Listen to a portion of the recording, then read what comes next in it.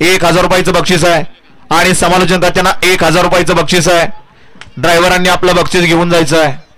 बालाजी किती? बालाजी 1000.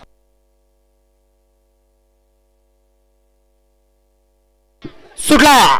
स्वर्गीय बाळासाहेब माधवराव तावरे पाटील यांच्या स्मरणार्थ आयोजित केलेलं भव्य आणि दिव्य असं मैदान आणि या मैदानातील 5वा सेमी पोहोचतोय. कुणाच्या नसेबी 5व्या सेमीचा मान आहे.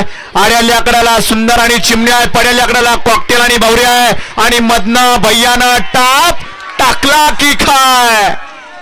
इथं बैलगाडीचं क्षेत्र आहे. हेल्मेटवाली मागे येऊ.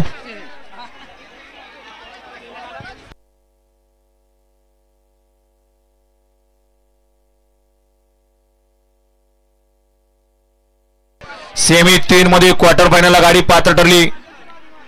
शिवम ड्रायव्हर डोरलेवाडी, किरण खाने दावडी, वीर देसाई, सागर पिसाळ यांच्याकडून या ठिकाणी ड्रायव्हरला 500 आणि समालोचन करताना 200चं बक्षीस आहे. सागर पिसाळ यांचा रावण आणि दादा वाघ बंटी वाघ यांचा शंख.